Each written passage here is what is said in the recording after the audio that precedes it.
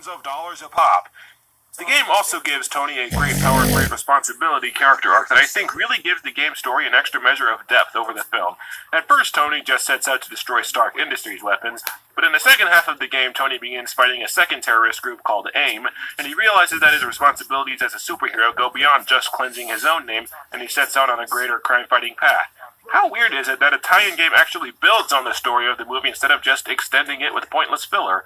Also, in the video game, you see Stain working with AIM to build the Ironmonger suit, and you even fight prototypes of the suit, solving the movie's giant plot hole where Stain builds the suit in a day and gets it to work overnight. Seriously, I go to an engineering school and I promise you, Stain probably wouldn't have been able to get that suit to turn on the first time he tried it. Murphy is not that kind. The game is mostly a third-person shooter, but it's unlike every other third-person shooter that I've ever seen. Given that you're Iron Man and you can fly, you have the ability to take flight anytime that you want. It's really neat that you have the ability to go from walking to flying seamlessly at just the press of a button. The only other game where I've ever seen that mechanic is... And just like the aiming, the flight controls are really smooth and responsive. You can freely aim around. It makes a few levels that you couldn't do in a serious, realistic Iron Man movie, like a level aboard a flying fortress where you fight a ton of flying robots. What puzzles me is that in the mission previous to Flying Fortress, Jarvis hacks into the terrorist organization's computer system, and he says that Magia placed an order for the Flying Fortress. So what, is there some company that sells mail-order helicarriers? That can't be a very profitable business. Those things must cost like billions of dollars a pop. The game also gives Tony a great power, great responsibility character arc that I think really gives the game story an extra measure of depth over the film. At first, Tony just sets out to destroy Stark Industries weapons, but in the second half of the game, Tony begins fighting a second terrorist group called AIM, and he realizes that his responsibilities as a superhero go beyond just cleansing his own name, and he sets out on a greater crime-fighting path. How weird is it that a tie-in game actually builds on the story of the movie instead of just extending it with pointless filler? Also, in the video game, you see Stain working with AIM to build the Ironmonger suit, and you even fight prototypes of the suit, solving the movie's giant plot hole where Stain builds the suit in a day and gets it to work overnight. Seriously, I go to an engineering school and I promise you, Stain probably wouldn't have been able to get that suit to turn on the first time he tried it. Murphy is not that kind. The game is mostly a third-person shooter, but it's unlike every other third-person shooter that I've ever seen. Given that you're Iron Man and you can fly, you have the ability to take flight anytime that you want. It's really neat that you have the ability to go from walking to flying seamlessly at just the press of a button. The only other game where I've ever seen that mechanic is... And to play a game that doesn't have awful controls that fight you during every second of gameplay until you want to scream bloody murder and smash the game disc and flush it down the toilet with the rest of my shit! Huh. Where did that come from? Ah! Uncanny Valley! Marvel Zombies! What the hell is that thing? Yeah, the game's pre-rendered cutscenes are kind of... Well, these characters' models look, well, they don't look good. Jeff Bridges looks okay since they didn't have to draw hair on him, but Tony and Pepper just look weird. Plus, check out the cleavage on Pepper. Not that I noticed it or am fixated on it. Anyway, the game pretty much follows the plot of the movie, only with a bunch of stuff crammed in between the film's second and third acts. In the video game, Tony doesn't just stop one terrorist attack in I don't remember Whereistan and then call it a day. You go on several missions fighting a terrorist group called the Mafia and attacking their assorted strongholds. It's kind of taking the plot of the movie and expanding its time frame to several weeks instead of a few days. The game also makes a few levels that you couldn't do in a serious, realistic Iron Man movie, like a level aboard a flying fortress where you fight a ton of flying robots. What puzzles me is that in the mission previous to Flying Fortress, Jarvis hacks into the terrorist organization's computer system, and he says that Magia placed an order for the Flying Fortress. So what, is there some company that sells mail-order helicarriers? That can't be a very profitable business. Those things must cost like billions of dollars a pop. The game also gives Tony a great power, great responsibility character arc that I think really gives the game story an extra measure of depth over the film. At first, Tony just sets out to destroy Stark Industries weapons, but in the second half of the game, Tony begins fighting a second terrorist group called AIM, and he realizes that his responsibilities as a superhero go beyond just cleansing his own name, and he sets out on a greater crime-fighting path. How weird is it that a tie-in game actually builds on the story of the movie instead of just extending it with pointless filler? Also, in the video game, you see Stain working with AIM to build the Ironmonger suit, and you even fight prototypes of the suit, solving the movie's giant plot hole where Stain builds the suit in a day and gets it to work overnight. Seriously, I go to an engineering school and I promise you, Stain probably wouldn't have been able to get that suit to turn on the first time he tried it. Murphy is not that kind. The game is mostly a third-person shooter, but it's unlike every other third-person shooter that I've ever seen. Given that you're Iron Man and you can fly, you have the ability to take flight anytime that you want.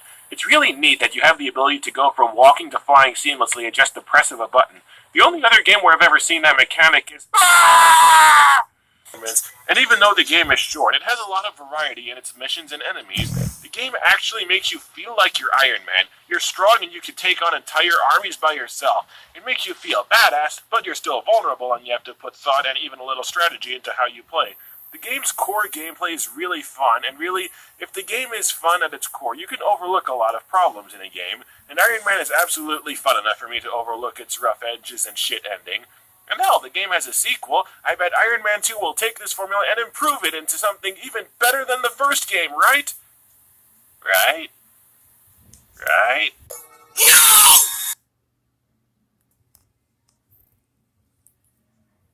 It's doing... why are we in Budapest? Well, anyway. I guess that I should talk more about the gameplay. It won't take long because the gameplay is boring. You run through a linear level, you run into enemies, you shoot until bad guy fall down, and you move on.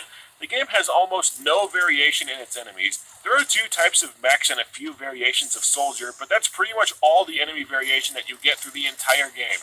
The game has a completely pointless scanning mechanic which will tell you which enemies are vulnerable to which kinds of weapons, but you'll find that relentless. Let's bump that difficulty down to very easy. Look at the bottom 2 portions of the screen. That's where the computers are.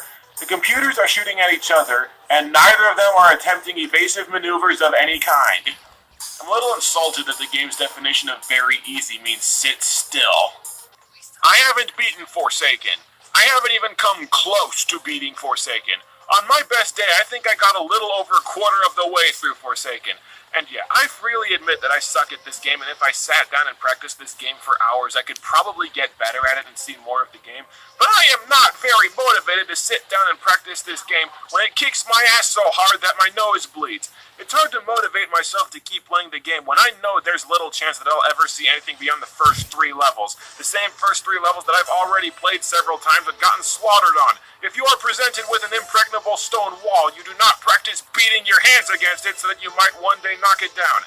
I admit it, I'm probably being unfair in judging this game, and just because a game is hard doesn't mean that it's bad, but I draw the line when a game is unfairly hard because if you crank up the difficulty too high, the game stops being fun and it just becomes stressful. I think that I'm justified in calling Forsaken unfair in terms of difficulty. If you could select any level you wanted once you beat it like you can in GoldenEye or Rogue Squadron, I'd really like this game. But the fact that you're expected to beat the entire game in essentially one flawless run is just unfathomable to me. In the end, I guess I could say that Forsaken is a horror game, because the thought of trying to play this game again is starting to scare the hell out of me.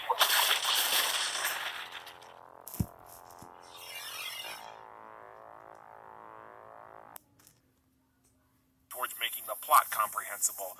But you know what? Games are called games because you play them, and if the only mildly positive thing I can think of about Alien Crisis is that Agent Peacepipe's stand-up routine is decent, then the game must be pretty damn bad. And it is bad. My review isn't entirely fair. Since I only had the game for 3 days, I didn't try out the harder difficulty setting or the multiplayer mode or the virtual reality missions where you play until you reach a predetermined score. But the thing is, after 4 hours of monotonous shooting and incomprehensible plot, I have no desire to do any of those things anyway. Men in Black Alien Crisis is just another bland, rushed-out cash-grab movie tie-in game designed to extract money from fans of the classic film. Forget $10 for the movies. The game should come packaged with a free neuralizer so that you can forget that you ever wasted your time or money on this piece of junk. But that's not going to happen, so we'll just have to resort to our other method of repressing memories. Heavy drinking. Happy New Year! Suits, ties. I thought my old prep school had a strict dress code. Civilians had instead But I like the law meter system. You're an officer of the law! The game is supposed to punish you for doing things that you're not supposed to do. And having to arrest perps also adds something to the gunfights other than just shooting everyone in sight. Keeping your law meter high and making lots of arrests gives you higher rankings during missions, and the higher your ranking is, the more unlockables you receive. Plus, you want to arrest people to keep your law meter high so that you have some wiggle room in the event that you accidentally shoot a civilian while aiming at the zombie that's attacking him. The Justice Department doesn't like that, because if your law meter hits 0, some more judges come out to arrest you and you fail the mission. Arcades where the Judge Dredd model looks really fat for some reason. There's also a side-scroller based off the Sylvester Stallone movie for the Super Nintendo and Genesis, neither of which I own. And there's also Dredd vs. Death, a first-person shooter released on PC, Xbox, PlayStation 2, and GameCube. So is Dredd vs. Death any good? I'll be the judge of that. For those who have never heard of Judge Dredd, here's the gist of it. In the future, the world is an uninhabitable shithole, and the world's remaining population lives in massively overcrowded megacities. To keep things from descending into outright chaos, Megacity 1 has a police force called Judges that have the powers of judge, jury, and executioner at the same time. The story of the game involves the Dark Judges, more or less Dredd's arch-enemies, breaking out of prison suspiciously around the same time that zombies and vampires begin spreading through Megacity 1. The Dark Judges have the power to kill people just by touching them and want to enact genocide on the entire planet, so it's up to Dredd, that is you, to stop the Dark Judges and stop them fast. The story itself isn't anything special, but the way it's told is really immersive. You're fighting against a plague of undead monsters and tracking 4 inconceivably powerful and dangerous criminals before they extinguish all life on the planet. It's hard to not get sucked into that story as you're playing. Your primary weapon is the Lawgiver, a gun that can switch between 6 different kinds of ammunition. It can fire standard, ricochet, armor-piercing, incendiary, high-explosive, and heat-seeking rounds. It's awesome that your default weapon is basically 6 weapons in one, but I've never really found any use for the ricochet, armor-piercing, or... But you know what? I own another shooter game called Star Wars Jedi Outcast that gives you puzzles that you have to scour through the level to solve every few minutes to the point where it gets exhausting, and just being able to shoot people in the head and not have to worry about puzzles is a lot of fun too. Dredd vs. Death is a pretty straightforward shooter, but I had a blast playing it anyway. There's something undeniably fun about having a shooter game where you just shoot at enemies without having to worry about traipsing through the level for half an hour trying to figure out the puzzle you need to solve to progress. It's also undeniable how much more fun shooters are when you don't have to worry about ducking into cover every few seconds so your Wolverine-like healing factor can replenish your minuscule health bar. There are bad guys, you shoot at bad guys, and it boggles my mind how many video games continue to screw up that simple paradigm. Dredd vs. Death does add something to shake up the regular first-person shooter formula by asking you to try and take perps alive when possible. One of the unique things of the game is the law meter in the corner of the screen. It goes up when you complete secondary objectives or arrest perps, and it goes down when you attack civilians, other judges, or surrendering perps. And yes, there have been a few occasions where I've had to reload a checkpoint because I was trying to shotgun the head off a zombie and I blew open a nearby civilian's head instead. But I'd wager that a quarter of the Pokemon in this game are trained to know Rock Smash. I'm not even kidding. But let's take a look at Cyndaquil, the Pokemon that eventually evolves into Typhlosion. Just for giggles, let's see if the itty-bitty baby form of Typhlosion knows any decent attacks. The level 100 rental Cyndaquil knows Flamethrower, Sunny Day, Headbutt, and Dig. Headbutt and Dig are admittedly not great, but they'll inflict damage in a pinch. Flamethrower is far stronger than Flame Wheel, and Sunny Day boosts the damage of all fire attacks. Cyndaquil knows better moves than the Pokemon that he turns into if you evolve him twice. It gets better. Cyndaquil evolves into Quilava, which eventually evolves into Typhlosion. Let's take a look at what Quilava knows. Quilava knows Rollout and Fire Blast, a decent physical attack and the strongest fire attack in the game. So now you're probably thinking, if the evolved Pokemon all know shit attacks and the unevolved Pokemon know great attacks, why use nothing but unevolved rentals? Well, Pokemon have 6 stats that determine what they can do. HP, attack, defense, special attack, special defense, and speed. If these stats are low, it doesn't matter what attacks your Pokemon know, it won't be able to do anything. The unevolved rentals have some warrior. Can't play the game with rentals because they suck too bad? Can't play the game with my own Pokemon because otherwise the game erases my data.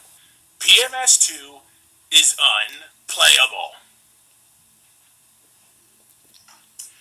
You know that the Game Shark Pro has a cheat code for PMS2 that lets you kill your opponent's entire team with one button press? You can clear out the entire game with 0 effort. but that would require actually playing the game some more. Your punishment must be more severe!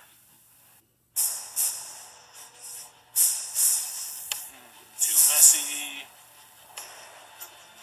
Not messy enough. There's no way this is a real gun.